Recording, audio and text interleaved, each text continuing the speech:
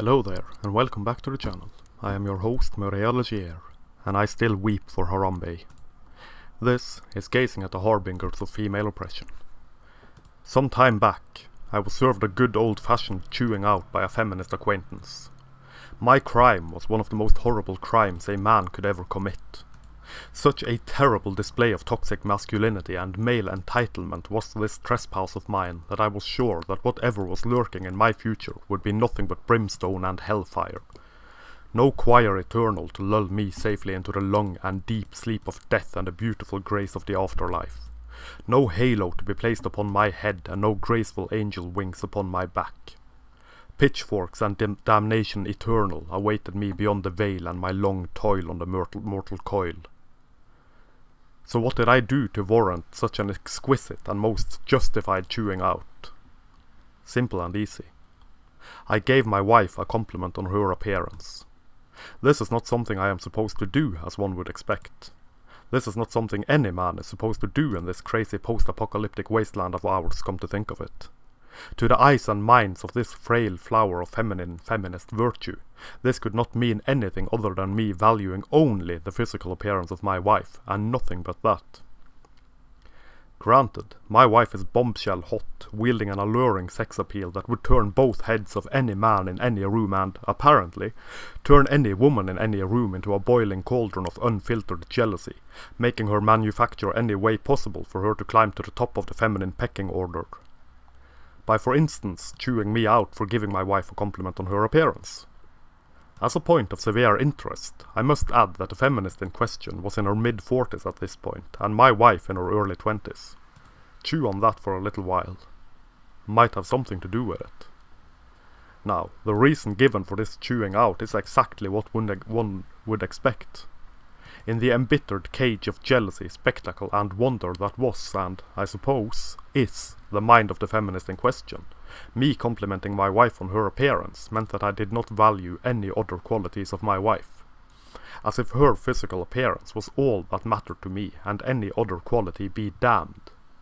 A simple compliment must therefore, on feminist insistence, include all manner of other compliments relating to her intelligence, her spirit, her personality, her very soul, including but not limited to any and all prior incarnations of her undying soul, as well as any other talents and abilities she must have underneath her bombshell appearance, vintage pin-up looks and alluring feminine grace. And those other qualities of my wife, those that are not her stunning looks, are plentiful. Of this there should be no doubt. I am not so stupid as to marry someone solely for their looks, even if that is how feminism views male romantic interest. I think it would be safe to assume that the feminist in question could see no other qualities in my wife than her appearance, and her youth. Also, I feel quite certain in saying that my wife would probably be a bit peeved if I suddenly stopped complimenting her on her appearance. Of course, what my wife thought of the matter was completely irrelevant to this single-minded simpleton so hell-bent on ruining this singular compliment. She felt offended at this horrible act of mine, and so she saw fit in her seesaw ways to defend the honour and the grace of my wife. As we all should damned well know by now, any woman not falling in line with feminist orthodoxy must be a pawn of the patriarchy, an unwitting and unawakened slave of societal constructs placed upon her against her wishes, from which she must be emancipated, lest she contribute to and willingly participate in her own oppression. Unknowingly, of course. A very whimsical and witty way for the feminist hordes of salivating salvation and holier-than-thou platitudes to parade their enlightened forms across town, saying, in so many words, exactly this: I don't care what you believe, I know better than you what you feel deep down inside, and if you would only listen to what the sisterhood says, it would all be clear to you. Meanwhile, I will just ignore everything you say, because, as a simple and enslaved woman, you could not possibly understand any of this. Forgetting for the moment what is implied in the original offence taken, that is that a man cannot possibly enjoy anything in his partner other than her physical appearance, and what this says about the feminist view of men, I would like to take a look at one particularly terrible part of the feminist poltergeist philosophy. That is, their insistence that the private must be political and the political must be private.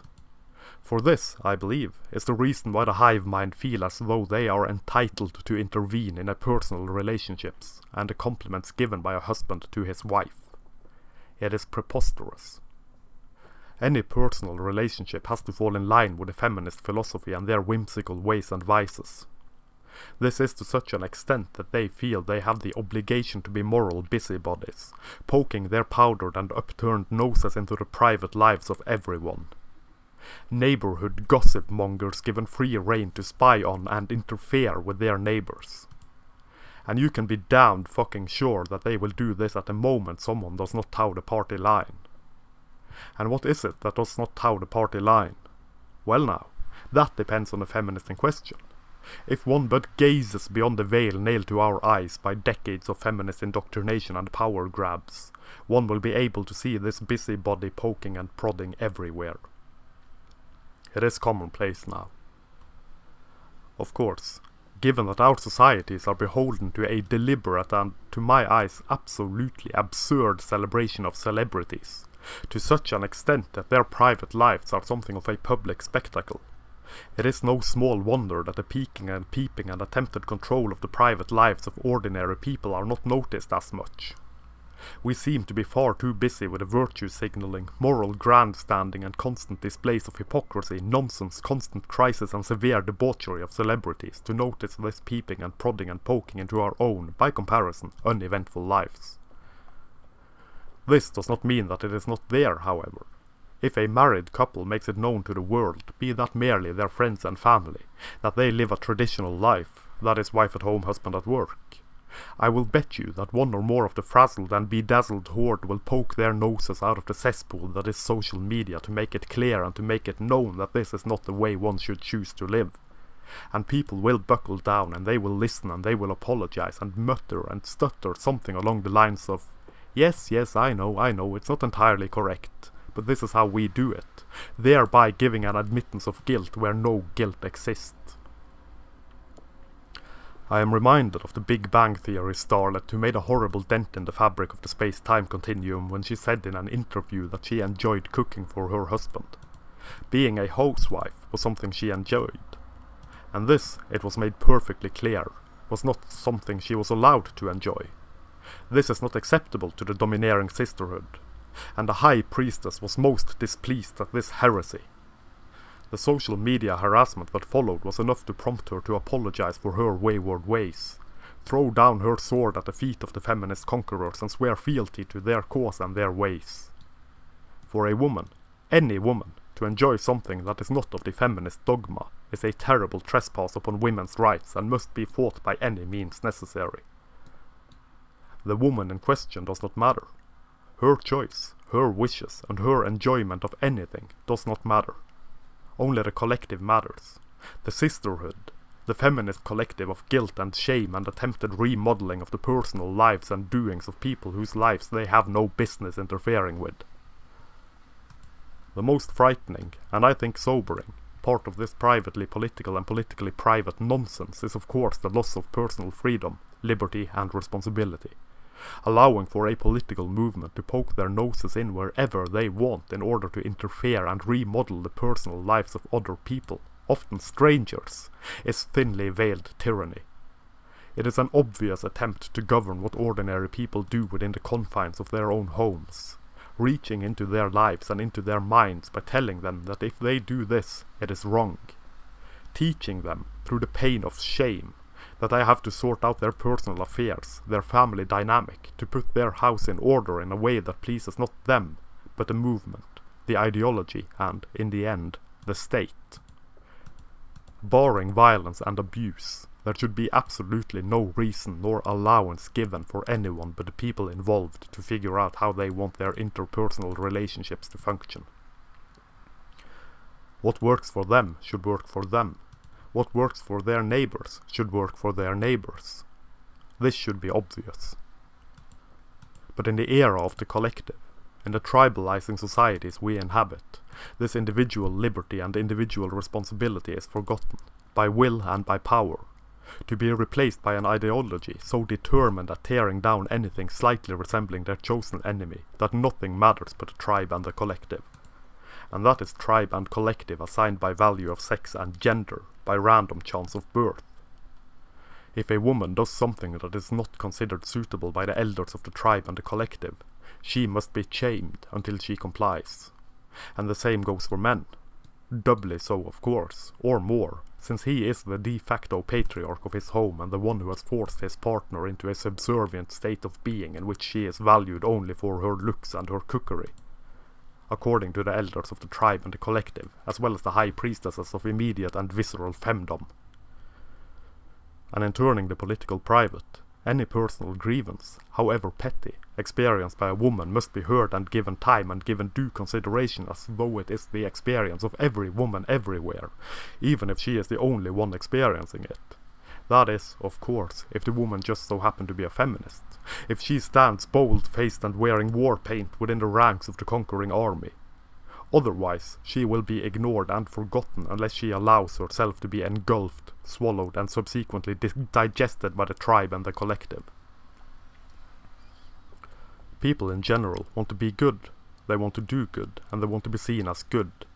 People, by and large, wish for nothing but the acceptance of the world around them and the society which they inhabit. People, in general, don't have the time, the resources or any particular interest in looking into things in great depth and detail. And so, when they have been told that feminism is a force for good and for equality and only that, they swallow it hook, line and stinker, and they do their best to fall in line. When being shamed by feminism, whose prime focus is naught but equality, you know, they consider their point of view from the point of view that feminism equals equality, and equality is of the good, and so they must have done something wrong if the feminist horde are angered. So they whimper and let loose an apology for doing nothing wrong but arrange their lives in such a way as they see fit, but as feminism does not see fit to accept. There is no more powerful force in the world to bring an ordinary man to his knees than being shamed at the hands and lips of a woman scorned and offended. What people ought to do is to let loose a barrage of anger and hostility towards those who are so rude as to suppose that they know better than the people in question how they should live their lives. To shame them into the shadows for being so solipsist in their view of the world that only their way of life works, that nothing exists beyond the barricades of their minds and the ideology infesting it. These people, these petulant peddlers of personal grievance and mangled word treachery, should be shown, time and again, how rude, how inconsiderate of other people, how egotistical, selfish, narrow-minded and foolish they are. They should be told to leave other people alone, to not stick their shit-stained noses where they don't belong. Or they should be ignored completely. Simple as that. They should not be given anything but a cold shoulder and a dunce cap, to be sat in the corner of the grand classroom of the world, to weep at their perceived wickedness of the world. Then they should be told to grow some balls and respect the privacy of other people, since this seems to be something they are absolutely and completely incapable of doing. Little by little, or with a full frontal shotgun blast of reasonable truth and individual liberty, they should be told, simple as it is, that the lives and affairs of other people are not their business, and that they should keep themselves to themselves and allow other people to do the same. Otherwise, fuck them. Fuck them. Thank you very much for watching. Here follows an outro most befitting a video of this nature, a blatant attempt at virtual panhandling. Should you wish to support this channel, as well as my blog and any further endeavours this strange path will take me on, there are a few ways you can do that. The easiest would be to like, share and subscribe, as well as clicking the sometimes functional notification bell. Having the message, such as it is, manspread and mansplained far and wide will do wonders. You could also support my rambling and barely contained insanity by buying my books, which are linked below. More books will be made available as time allows. I also have a Redbubble shop, linked below, where you can buy prints in various forms of some of the artwork presented in my videos. Or you can contact me through the contact form on my blog for original artwork, commissions or prints direct from the source, so to speak. Until next time, I am your humble bearded bard, Morea Legier, manspreading majestically beneath the steel sky of doom.